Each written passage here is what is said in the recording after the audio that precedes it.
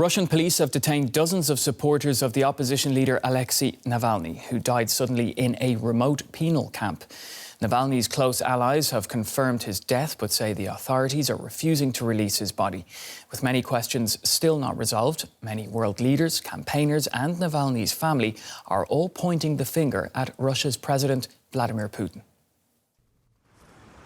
In the Arctic darkness, Alexei Navalny's mother, Lyudmila, is trying to find her son's body.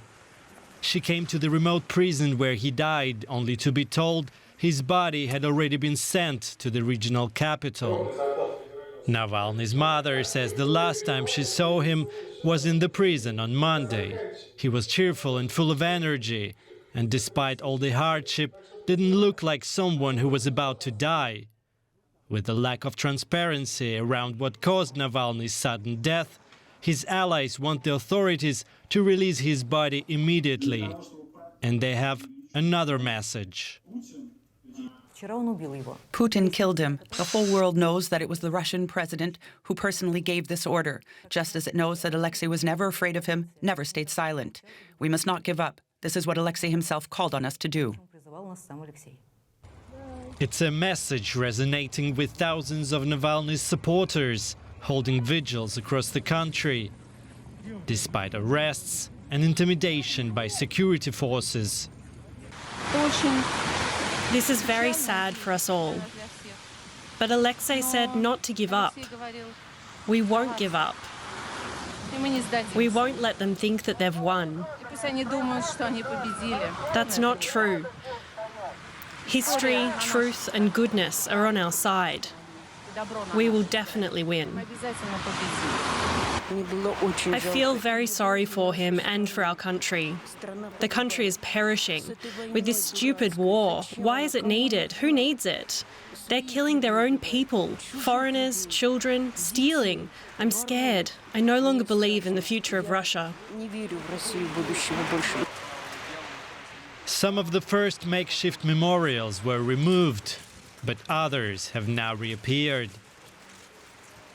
Defiant Russians are calling for answers over the death of Alexei Navalny. But in the face of accusations and worldwide condemnation, the Kremlin remains silent. Well, our correspondent Juri Rescheto says many questions remain unanswered. Well, Pablo, even on day 2, it's completely unclear under what circumstances Navalny died. All we have is the report from the prison administration that Navalny fell ill yesterday during a walk. Completely different information came from the investigation committee of the city of Salihard, the regional capital in the Arctic, where Navalny's prison camp is located. They said that the cause of death hadn't been clarified and that they would have to wait for the results of the forensic examination next week. It's also completely unclear where Navalny's dead body is. At first, it was said that the body would be transferred to Moscow.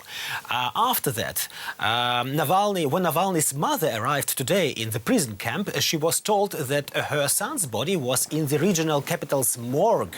There, however, this information was contradicted. Once again, we are seeing typical Russian mystery. No matter where Navalny's body is and what he died of, there is no transparency in this matter, which in turn could mean that the authorities have something to hide. Now, Juri, there are lots of questions being raised by the official line. So what are Navalny's team saying about it? Well, for Navalny's team, the matter is clear. Pablo, his press secretary, said that Alexei had been killed. We've just heard it here. However, no concrete evidence was provided. The independent Russian media have spoken to the inmates of the prison where Navalny was held and have learned many interesting details of yesterday's events. Reading all these reports, one might get the impression that the official version may not be true. Presumably, Navalny died earlier than officially reported. Presumably, the emergency doctor didn't arrive quickly enough. And his former doctor has also said that he doesn't believe, or he didn't believe, that Navalny died because of a broken or loose thrombosis. This is what the Russian state propaganda channel RT suspected. There are videos from the court hearing a few days ago when Navalny was joking, cheerful and optimistic as always. So lots of questions and no answers so far. Tell us about the public reaction in Russia to his death, Juri. Well, look, even though Russia's most famous opposition politician had become somewhat quieter in recent years, the news of Navalny's death shocked, of course, people in his home country. Hundreds of, or maybe thousands of Russians brought flowers to the memorials of the victims of political repression, spontaneously showing their solidarity with Navalny. This is not without danger in Putin's Russia, where Navalny was something like public enemy number one. And hundreds of arrests throughout Russia show just how dangerous it is, with the police taking tough action against Navalny's supporters. This whole situation reminds me of the protests in Moscow and many other cities in recent years, which were organized by Navalny. I have reported on many of these protests in Russia and have seen thousands of people arrested. Ironic or not, but today, on day one after Navalny's death, Russia's most famous dead opposition politician seems to be alive again. Thanks, Juri. DW's Juri Rescheto in Riga for us. Well, 47-year-old Alexei Navalny is the latest in a series of high-profile political dissidents, business tycoons and military commanders allegedly threatened, poisoned and assassinated by the Kremlin. In February 2015, outspoken Putin critic Boris Nemtsov was shot from behind and killed on a bridge near the Kremlin. The former vice premier of Russia was in Moscow helping to organize a rally against the government. 5 Chechnya-born mercenaries were charged over his murder, though the identity of the person who hired them is still unknown. In March 2018, Russian double agent Sergei Skripal and his daughter Yulia were poisoned in the English town of Salisbury. The UK investigation blamed Russia for the attack. Moscow denied involvement. The Skripals were lucky to survive. The same could not be said of another defector poisoned in the UK. Honourable members will note the echoes of the death of Alexander Litvinenko in 2006. The former Russian agent Alexander Litvinenko fled to London in 2000 and became ill and died in 2006 after drinking tea laced with radioactive polonium-210. A British inquiry found his killing had been ordered at the highest level.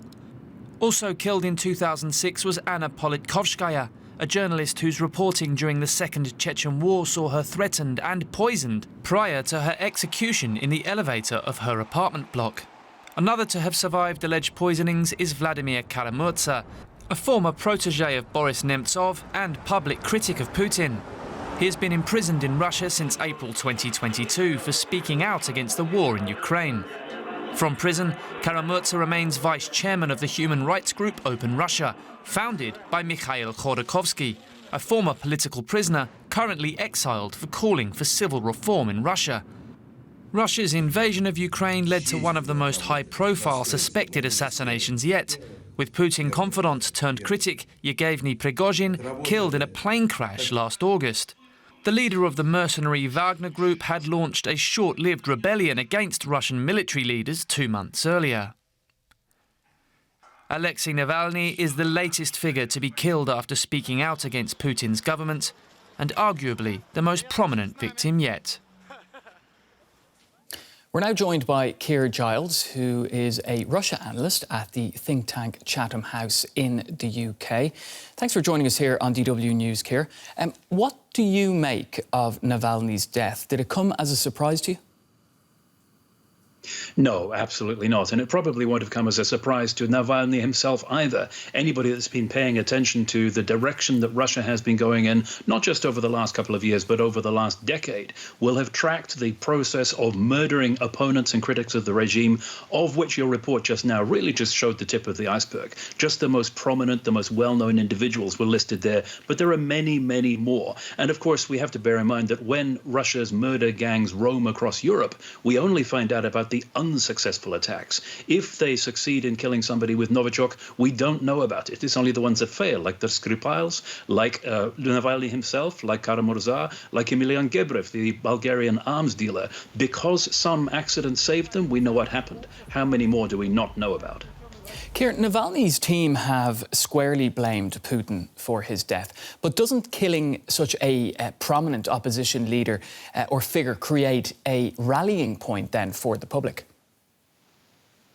Potentially, but of course we have to remember that Russia has been preparing for this moment for some time. They've been putting themselves in a position where they don't have to be concerned about public expressions of discontent, and weighing up the balance of removing Navalny as an irritant who actually gathers quite a lot of foreign policy criticism of Russia against what it will take to repress those expressions of concern and expressions of mourning within Russia. You could see why this is a good bet for the Russian state, because they have long ago left behind any pretense at being a responsible country that plays by any form of recognized rules, and instead they are back to behaving as a rogue state that commits murder without a qualm. Well, given the threat of arrest or even worse for, say, Navalny's supporters, how and where are they able to organise and express their anger?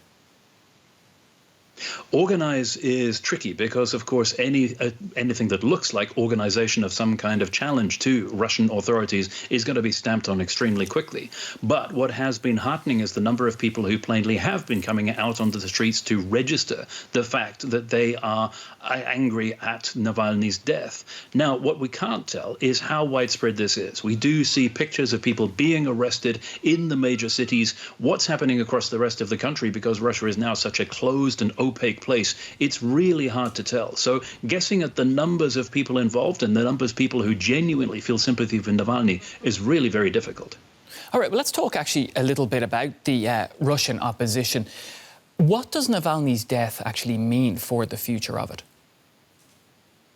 Well, first of all, we should bear in mind that the opposition is made up of more than one man. Navalny has been getting all of the attention that's been focused on the Russian opposition for a very long time, but he had a whole movement behind him, and then there were other opposition groups as well. Now, you mentioned briefly in the report there, Vladimir Kara-Murza, in exactly the same situation as Alexei Navalny, except that for the time being, he's still alive. He too was poisoned. He too chose to go back to Russia knowing what could happen to him. He is now in grave danger, of course, dependent on the reaction of the outside world.